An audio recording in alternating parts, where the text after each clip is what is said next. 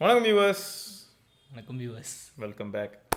ரைட்டுங்க, இப்போது நரேஷ் எடுத்துக்கிட்டிங்கன்னா அவனும் ஜிம்முக்குலாம் இப்போ ரெகுலராக போயிட்டுருக்கான். என்ன ஆமாம், ஏதோ பண்ணியே அதான் பார்த்தேன். ஓ குரலி வித்தையா? சரி, அவன் ஜிம்முக்கு ரெகுலராக போயிட்டுருக்கான். அவன் வந்து அவனோட ஐடியா என்னென்னா லீன் மசில் ஃபஸ்ட்டு கெயின் பண்ண போகிறான். ஸோ ஷ்ரெட்டடாக இருப்பான் பையன். எந்த மாதிரி அப்படின்னு சொல்லணும்னா தூமில் வந்து ஹிருத்திக் ரோஷன் அப்பெல்லாம் நான் இருந்தேன்னா நீங்களே யோசிச்சு பாருங்க. நானே ஒரு ஃபிட்னஸ் சேனல் ஆரம்பிச்சிருப்பேன் அப்பெல்லாம் இருந்தேன்னா. சரி பொல்லாதவன் படத்தில் வர தனுஷ் மாதிரி. அது வந்து possible, practically it is possible. அதுக்கு வந்து ஆக்சுவலாக நம்ம ரொம்ப டோன் டவுன் ஆகணும். சொல்லப்போனால் பாடியில் இருக்கிற ஃபேட் எல்லாத்தையுமே கொளுத்தி போட்டோம்னா ஆட்டோமேட்டிக்காக நம்ம உள்ளே இருக்கிற நேச்சுரல் ஃபைபர்ஸே அப்படி தான் இருக்கும். ஆனால் அது அப்படிதான் சொல்லிட்டு இருக்கேன் நானும். ஆனால் நீ இடையில குறுக்க முறுக்க போயிட்டு என்ன பண்ணிடுறான்னா கட் டவுன் பண்ணி கொண்டு வந்துட்டு ஒரு 2 நாள் கழிச்சு 3வது நாள் என்ன பண்ணிடுறான்னு பார்த்தீங்கன்னு வைங்களேன், 4000 கலோரிக்கு சாப்பிட்றான். ஏங்க கண்ட்ரோல் பண்ண முடியலங்க, கூட சேர்க்க சரியில்லை. அதுதான் நீ அதை பார்த்து பிளான் பண்ணிக்க. இப்போ எல்லாருமே வந்து உடனே உங்கள் பாடி டோன் டவுன் பண்ணணுங்கிறதெல்லாம் மேட்டர் இல்லைங்க. இங்கே ஆக்சுவல் ஹைலைட் என்ன அப்படின்னு பார்த்தீங்கன்னா, நம்ம சர்க்கிள் இருக்க எல்லாருமே இப்போ திரும்பியும் ஃபிட்னஸ்க்குள்ள வந்து ஒரு அடிச்சு நொறுக்கிட்டு இருக்காங்க. 25ல என்ன மாயமோ என்ன மந்திரமோ தெரியல. சரியா, இதில் ஒவ்வொருத்தரும் ஒரு மாதிரி. இப்போ வினோத் எடுத்துக்கிட்டிங்கன்னா அவன் என்ன சொன்னான்னா daily ½ hour of activity for sure அப்படிங்கிறத நோட் பண்ணி அவன் ட்ரை பண்ணிட்டு இருக்கான். ராகவன் பார்த்தீங்கன்னா நானும் ராகவனும் சேர்ந்து தான் அந்த டெய்லி 50 கிலோமீட்டர்ஸ் இப்போ போயிட்டு இருக்கீங்க. டெய்லி 50 கிலோமீட்டர்ஸ் சைக்கிளிங் அப்படின்னு சொல்லி போயிட்டு இருக்கோம்.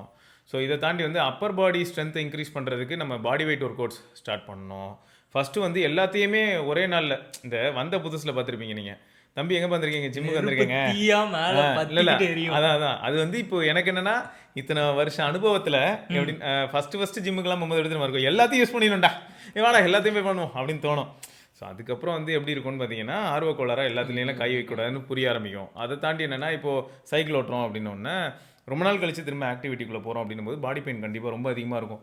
இருந்தாலும் வந்து நான் பெரிய இது ஆகுன்னு சொல்லிட்டு ஏதாவது பண்ணும்போது முதல் நாளே 100 அது மட்டும் இல்லைடா, அது இன்ஜுரி பயங்கரமாக வரும். ஆகக்கூடாத இடத்துலலாம் கிராம்ப் ஆகுது. அது மட்டுமா, கிராம்பை தாண்டி வந்து பார்த்தீங்கன்னா மசில் டேர் ஆகும், நிறைய பிரச்சனை இருக்கு. ஆகக்கூடாத இடத்துல ஆச்சுன்னா அப்புறம் இந்த மாதிரி ஏதாவது சொல்லிட்டு இருப்பான், கண்டுக்காதீங்க. அவரு ஓகே வயசாயிருச்சு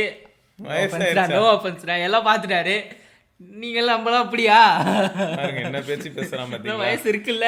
ஆக்சுவலா ஹைலைட் என்னன்னா, இப்போ இந்த மாதிரி எல்லா ஒர்க் அவுட்ஸ்குள்ளரையும் போய் காலை விட்டோம் அப்படின்னா ஆட்டோமேட்டிக்காக இன்ஜுரி வந்து ஈஸியாக ஆக வாய்ப்பு இருக்குது. அதே மாதிரி ஃபெட்டிக் லெவல் வந்து ரொம்ப அதிகமாகிடும். நம்ம வந்து ரெகுலர் ஒர்க்கை நம்மளால் பண்ண முடியாத அளவுக்கு இருக்குங்க. இதில் ஹைலைட் என்னன்னா, இது எல்லாத்தையும் பேலன்ஸ் பண்ணி கொண்டு போகிறதுக்கு ஃபர்ஸ்ட் ஆஃப் ஆல் உங்களுக்கு நீங்கள் ஒரு ரொட்டீன் பில்டு பண்ணுறீங்க அப்படின்னு வைப்போமே. எக்ஸாம்பிளுக்கு வந்து இப்போ வீடியோ பார்க்குற நிறைய பேர் வந்து டெய்லி 60 மினிட்ஸ் வாக் போவேன் அப்படின்னு சொல்கிறீங்க அப்படின்னா, அந்த 60 மினிட்ஸ் வாக்கிங்கில் வந்து நீங்கள் அட்லீஸ்ட் ஒரு 7000 to 7500 ஸ்டெப்ஸ் கவர் பண்ணுவீங்க அப்படின்னு வச்சுப்போம். ஸோ இது வந்து உங்களோட ரெகுலர் ஒர்க் ஆகிடுது அப்படின்னு வச்சுப்போம். ஸோ இதை பண்ணுறது வந்து இதுதான் ஃபஸ்ட் டே அப்படின்னும் போது கண்டிப்பாக டயர்டாக இருந்திருக்கும். பட் 10th டேயில் பார்த்தீங்கன்னா கொஞ்சம் ரிலீஃப் ஃபீல் ஆகும். அப்புறம் ஒரு 20th டேயில் பார்த்தீங்கன்னா இன்னும் ரிலீஃப் ஃபீல் ஆகும். அந்த 7500 ஸ்டெப்புங்கிறது சாதாரணமாகும். அப்படியே நீங்கள் வந்து என்ன பண்ணால் அந்த 1 hourலேயே 8000 ஸ்டெப் அச்சீவ் பண்ணுவீங்க. ஆனால் நீங்கள் அதுக்காக ஓடணும்னு நான் சொல்ல வரல, நடந்துக்கிட்டே ஓடுற அளவுக்குலாம் நீங்கள் பண்ணணும் இல்லை. பட் அந்த கன்சிஸ்டன்சி இன்க்ரீஸ் அதெல்லாம் பண்ணலாம். ஸோ ஆட்டோமேட்டிக்காக போக போக என்ன ஆகிடும்னா 1 hour நடந்த நீங்கள் 2 மணி நேரம் நடக்கிறதுக்கு கம்ஃபர்டபுள் ஆகிடுவீங்க. ஸோ அப்படியே அது வந்து இன்க்ரீஸ் ஆகும். பட் நமக்கு என்ன தெரியணும் அப்படின்னா ஒர்க் அவுட்லேயும் ஒரு பிரச்சனை இருக்குது. நம்மளால் நிறைய நல்ல விஷயங்கள், அதாவது நம்மளால் நம்ம லிமிட்ஸை புஷ் பண்ண முடியுதுன்னு தெரிஞ்சதுக்காக இஷ்டத்துக்கும் புஷ் பண்ணிகிட்டு இருக்கக்கூடாது. நான் அப்படி பண்ணால் போவோம், அதெல்லாம் பண்ணுவோம், ஆனால் ஒரு வாரத்தில் நிறுத்திடுவோம். டிசிப்ளின் முக்கியம்ல. டிசிப்ளின் எப்படி சொல்ல வரேன்னா, இப்போ இது பண்ண முடியுது, அது பண்ண முடியுது, இந்த இதுவும் நான் எக்ஸ்ட்ராவாக பண்ண முடியுது அப்படின்னு சொல்லி நம்ம பாடிக்கு லிமிட்டை புஷ் பண்ணிட்டே போனால் அகைன் அங்கேயும் நமக்கு என்ன வர வாய்ப்பு இருக்குன்னா இன்ஜுரி வர வாய்ப்பு இருக்குது. ரெண்டாவது வந்து ரொம்ப டயர்டாக ஆரம்பிச்சிருவோம். மூணாவது வந்து இந்த மாதிரியான மிஸ்டேக் பண்ணாமல் இருக்கிறதுக்கு என்னென்னா, எப்பயுமே 2 hours நான் ஒரு ஒர்க் அவுட் பண்ணுவேன் அப்படின்னு ஃபிக்ஸ் பண்ணிக்கிட்டீங்கன்னா அதுக்கேற்ற மாதிரி நம்ம வந்து ஃபுட் ரெகுலேட் பண்ணிக்கிட்டா அப்படியே மெயின்டைன் பண்ணிகிட்டே இருக்கலாம். இதில் வேறு என்னென்னா, இப்போ சப்போஸ் நீங்கள் ஒரு நல்ல ஒர்க் அவுட் ரொட்டீனுக்குள்ளே இருக்கீங்க, அப்போ நீங்கள் என்னைக்காவது ஒரு நாள் நல்லா சாப்பிட்டுட்டீங்கன்னா அடுத்த நாள் வந்து ஏதாவது ஒரு வேலையை ஸ்கிப் பண்ணி கூட நம்ம சமாளிச்சுட்டு போயிடலாம். இந்த மாதிரி நிறைய விஷயங்கள் இருக்குது. அதெல்லாம் நீங்களே ஆட்டோமேட்டிக்காக கண்டுபிடிச்சிருவீங்கன்னு வச்சுக்கோங்களேன். ரைட்டு. ஸோ இப்போது ஆக மொத்தம் நாங்கள் வந்து இந்த 100 days of 50 இதோட அவுட்கம் எப்படி இருக்குது அப்படிங்கிறத நான் கண்டிப்பாக சொல்கிறேன். அதை தாண்டி வந்து என்னென்னா, இந்த கரலக்கட்டையா அங்கே பேர் என்னென்னமோ பண்ணுறானே. சரி, அதை ஆக்சுவலாக பண்ணுறது வந்து கொஞ்சம் அப்பர் பாடிக்கு நல்லாயிருக்கும். சரியா, அப்பர் பாடிக்கு வந்து கொஞ்சம் பாடி பேலன்ஸும் கிடைக்கும், ப்ளஸ் அப்பர் பாடிக்கு வந்து நல்ல கம்ஃபர்ட் இருக்கும். சரியா, ஸோ இதுவும் வந்து ஒரு ரொட்டீனாக மாற்றணுன்னா அதுவும் ஒரு நல்ல ஃபீட்பேக் கிடைக்கும்னு வச்சுக்கோங்க. பர்சனலாக ஒரு நல்ல இம்ப்ரூவ்மெண்ட் பார்க்க முடியும். ஸோ அதான் பாடி வெயிட் ஒர்க் அவுட்டுங்கிறது ரொம்ப முக்கியம். இதுக்கு முன்னாடி நான் வந்து சேனலில் இதை பற்றிலாம் போட்டிருக்கேன் முன்னே. பாடி வெயிட் வீடியோஸ்லாம் போனீங்கன்னா அதுதான் இருக்கும் அதிகமாக. So body weight work outs ஏன் வந்து பெட்டர் அப்படின்னு ஃபீல் பண்ணுறேன்னா, நம்மளே அறியாமல் என்ன பண்ணுவோம்னா, நான் சொன்னல இந்த லிமிட்ஸ் அதுதான். இப்போ 20 கிலோ தூக்குறதுக்கு கம்ஃபர்டபுளாக இருக்குன்னா உடனே 25 தூக்க ட்ரை பண்ணுறது இதெல்லாம் பண்ணுவோம். தப்புன்னு நான் சொல்ல வரல, பவர் லிஃப்ட் பண்ணலங்க அதெல்லாம் நீங்கள் பண்ணலாம். ஆனால் நம்ம உடம்பே தூக்கி ஒரு சில ஒர்க் அவுட்ஸ்லாம் பண்ணும்போது அதுக்கப்புறம் என்ன ஆகிடும்னா, நம்ம உடம்பு நமக்கு வந்து ரொம்ப அசால்ட்டாக ஃபீல் ஆகும்போது நிறைய பேர் என்ன பண்ணுவாங்கன்னா எக்ஸ்ட்ரா வெயிட் ஆட் பண்ணி அப்போ பண்ணுவாங்க. புரியுது. இப்போ புல்லப்புங்கிறது ரொம்ப கஷ்டமான ஒரு விஷயம்தான். சரியா? ஜிம்முக்கு போயிட்டு அந்த மிஷின் இல்லைனா நல்லா புல்லப்பே பண்ண மாட்டேங்க. இல்லை அதான் எல்லாருக்குமே அது கம்ஃபர்ட் ஆக மாட்டேங்குது எல்லாம். ஆனால் முன்னெல்லாம் என்ன பண்ணுவாங்கன்னா அந்த டபுள் பாரும் சிங்கிள் பாரும் தான் நிறைய பேர் பண்ணுவாங்க. ஆமாம், அதனாலேயே அவங்களுக்கு அந்த பவர் கிடைக்க ஆரம்பிச்சிடும். புரியுது. ஆமாம், உனக்கு லேட் மசில் சொல்ல ஷோல்டர் எல்லா இடத்துலையும் வந்து நல்ல பவர் கிடைச்சிடும். அது இப்போ இப்போ சப்போர்ட்டோடயே போகும், செயின் கட்டி. நான் இப்போ சொல்கிறேன் அதெல்லாம் எல்லாம் நான் புல்லப்பே தொடவே மாட்டேன், அந்த பக்கமே போக மாட்டேன். நிறைய பேர் அப்படிதான் நான் பார்த்த வரைக்கும் எல்லாரும். ஏங்க எங்களை விட ரொம்ப நல்லா இந்த நல்லா ஃபிட்டாக இருக்கவங்களே அது சப்போர்ட் இல்லாமல் பண்ண முடியல. நான் ஜிம்மில் நான் பார்ப்பேனே அந்த மாதிரி. நாங்கள் ஜிம்மில் நாங்கள் போகும்போது எல்லாம் வருவாங்க, அதனால நல்லா மாசாக இருப்பார். அவர் வந்து இந்த சைடு இருக்கவே மாட்டார், இந்த சப்போர்ட் இல்லாமல் ஒரு இது இருக்கும் பாரு, அது பக்கமே போக மாட்டார், இப்படி தான் வருவார். நான் என்ன நீமா அது இன்னொன்று என்னென்னா, நிறைய பேருக்கு எப்படி ஃபீல் ஆகும்னா, ஏதாவது இன்ஜுரி வந்துடுமோ, இல்லாட்டி தேவையில்லாமல் ஏதாவது பண்ணிவிடுவோமோ, ஒரு ஸ்ட்ரெஸ் ஆகிடுமோ, மசில் இழுத்துக்குமோ. ஏன்னா அது நிறைய பேர் எடுத்தோடனே ஃபஸ்ட்டே அதை தான் யூஸ் பண்ணுவாங்க. லேட்டு அதுக்கெலாம் போகும்போது அதை தான் பண்ணுவாங்க. அதுலேயே கொஞ்சம் ஹெவியாக தப்பாக இதுவாகிடுச்சுன்னா இது எதுவுமே பண்ண முடியாது. அதனால் எல்லாருமே இந்த மிஷின் பக்கமே போயிடுறது. கரெக்ட் தான். ஸோ அதான் மொத்தம் வந்து எப்படியும் நீங்கள் இதுக்கப்புறம் நிறைய அப்டேட்ஸ் பார்ப்பீங்க. சரியா? எங்களால் முடிஞ்ச அளவுக்கு நாங்கள் எதாவது பெர்ஃபார்ம் பண்ணும்போது அதுக்கு ரெலவெண்ட்டான அப்டேட்ஸை கண்டிப்பாக இங்கே நாங்கள் போஸ்ட் பண்ணுவோம். முக்கியமாக சொல்லப்போனால் நிறையா போஸ்ட் ட்விட்டரில் பார்க்குறேன். இப்போ ட்விட்டரில் வந்து ஒரு போஸ்ட்லாம் எப்படி இருந்தது அப்படின்னு பார்த்தா, இப்போது இருக்கிற லேட்டஸ்ட் ஜென்ரேஷனுக்கு ஹெல்த் இஷ்யூ அப்படின்னு வருதுன்னா அது எதனால் அப்படின்னு பார்க்கும்போது இதெல்லாம் காமன் இன்ஃபர்மேஷன் எல்லாருக்கும் தெரிஞ்சது தான். ஃபஸ்ட்டு யாருமே வந்து ஃபிசிக்கல் ஆக்டிவிட்டிக்குள்ளே ரொம்ப போகிறது இல்லை. ரெண்டாவது எல்லாருமே டூ மச் ஆஃப் ஸ்ட்ரெஸ்க்குள்ளே ஈஸியாக போயிடுறாங்க. அது வந்து ஸ்ட்ரெஸ் ஈட்டிங்காக மாறுது. ஸ்ட்ரெஸ் ஈட்டிங் கண்டிப்பாக மாறும், அதை பற்றி நம்ம பேசியிருக்கோம் இல்லையா? அடுத்து என்னன்னா, இதுக்கு முன்னாடி பேசியிருக்கேங்க. அடுத்து என்னன்னா 8 மணி நேரம் தான் தூங்கணும் இல்லை, அட்லீஸ்ட் 6 மணி நேரத்துக்கு மேலே தூங்கணும். அதுலேயும் ரெகுலாரிட்டி இருக்கணும். இந்த ரெண்டுமே இருக்கிறது இல்லை. எப்படின்னா இப்போ ரெகுலாரிட்டினா எப்படின்னா, நீங்கள் டெய்லி 10 o'clock நான் கண்டிப்பாக தூங்கிடுவேன், இல்லாட்டி 9:30 to 10:30 கேப்பில் நான் கண்டிப்பாக தூங்கியிருப்பேன். ஸோ இந்த மாதிரி ஒரு டைம் நீங்கள் மெயின்டைன் பண்ணிங்கன்னா உங்கள் உடம்புக்கு ரொம்ப நல்லாயிருக்கும். பட் நம்ம அந்த மாதிரி மெயின்டைன் பண்ணுறதே நிறைய பேர் இப்போ அப்படியே விட்டுட்டாங்க. ப்ளஸ் இப்போ டே டு டே லைஃப்லையும் நிறைய பேரால் முடியலை. அது எங்கள் ஷெடியூல்லாம் போட்டு கரெக்டாக பண்ணிங்கன்னா ஃபாலோ பண்ணலாம். ஸோ அது முடியாதுன்னு இல்லை, எதுவுமே கரெக்ட் தான். அதெல்லாம் செஞ்சிங்கன்னா ரொம்ப நல்லது. ஒரு ரெகுலாரிட்டிக்குள்ளே வரது எப்பயுமே நல்லது. இதெல்லாம் தாண்டி தண்ணி குடிக்கிற பழக்கமே நிறைய பேர் மறந்துக்கிட்டு இருக்கீங்க. ஹைட்ரேஷன். சரியா? தண்ணி குடிக்கிறதே இல்லை. இதுலேயும் இன்னும் பெரிய பிரச்சனை என்னென்னா, சீட்டில் உட்காந்தா எழுந்திரிக்கிறதுக்கு 4 மணி நேரம் கழிச்சு எழுந்திரிக்க கூட முடியாத அளவுக்கு மோசமான நிலைமைக்கு நம்ம போயிருப்போம். இப்போல்லாம் காலையில் எழுந்தோடனே நான்லாம் எப்படி மாட்டேன்னா, டெய்லி காலையில் எழுந்தோடனே நான் ஃபஸ்ட்டு போகிறது அந்த ஒரு 1/2 லிட்டர் தண்ணியை குடிச்சிட்டு தான் உட்காடுறது. ஏன்னா அது எல்லாத்துக்குமே நல்லது. அந்த டேவே நல்லா இருக்க மாதிரி இருக்கும். டைஜஷனுக்கு நல்லது, சர்க்குலேஷன் எல்லாமே நல்லது. அதுக்கப்புறம் டைஜஷன் இல்லை, நம்ம ட்ராக்டாக தான் கரெக்ட். ட்ராக்டுக்கு ரொம்ப ஒர்த்து தான். ஸோ அதான் இந்த மாதிரி நிறைய நல்ல பழக்க வழக்கங்களும் இருக்குன்னு வச்சுக்கோங்களேன்.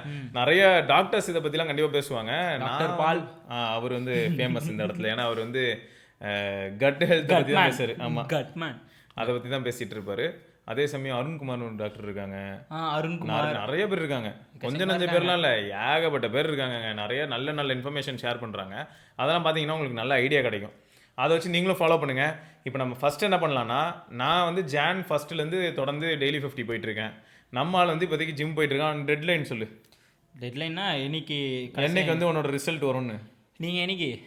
நான் தான் 100 daysல 100 days முடியும் போது நான் என் ரிசல்ட்டையும் காட்டுறேன். அப்படியா? எனக்கு இப்போ இம்ப்ரூவ்மெண்ட் இருக்குங்க.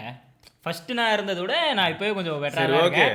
ஸோ அந்த 100 day வரும்போது நானும் என் டெட்லைனை ஃபுல்லாக காட்டுறேன். அதான் அந்த 100th day அப்போ நம்ம வந்து அந்த ரிசல்ட்டை பார்ப்போம். அப்போ நீ என்ன பண்ணிவிடு, டே 1 ஃபோட்டோ ஏதாவது நீ வச்சுக்க, எல்லாமே இருக்கு, அதை வச்சுக்க. ஸோ 100 days முடியும் போது பார்த்தீங்கன்னா நாங்கள் ரிசல்ட் காட்டுறோம். அதுக்கடையில் வந்து எங்கள் ப்ராக்ரஸ் எப்படி இருக்குது அப்படின்னு கொண்டு கண்டிப்பாக நான் வந்து ஷேர் பண்ணுறேன். ஏன்னா சில விஷயங்கள்லாம் வந்து நம்ம நினச்சி கூட பார்க்க முடியாத அளவுக்குலாம் அச்சீவ் பண்ணுற மாதிரியான ஃப்ளெக்சிபிலிட்டி, பவர் எல்லாமே நமக்கு கெயின் பண்ணுவோம். அதுக்கு முக்கியமான விஷயம் என்னென்னா, திரும்பியும் சொல்கிறேன், குட் ஃபுட்டு, சாப்பாடு தாங்க, குட்டு ஃபுட்டு, இதுதான் முக்கியம். ஸோ அதில் என்னென்னா, ஜங்க் வந்து நான் கம்ப்ளீட்டாக இப்போ எப்படி தெரியுமாங்க, நம்ம ஊரில் வந்து மேக்ஸிமம் பேக்கரி பக்கம் போனால் மைதா தான் இருக்க போதுன்னு தெரியும். இருந்தாலும் அதுக்காக நீங்கள் எதையுமே சாப்பிடாதீங்கன்னு நான் சொல்ல விரும்பலை. இப்போ நான் மட்டும் அப்படியே ரொம்ப ஒழுங்கு எதையுமே அன்னைக்கு சாப்பிடாம. ஞாபகம் இருக்கா முறுக்கு நான் முறுக்குலாம் சாப்பிட்டுட்டு தான் இருந்தோம். அரிசி ம்.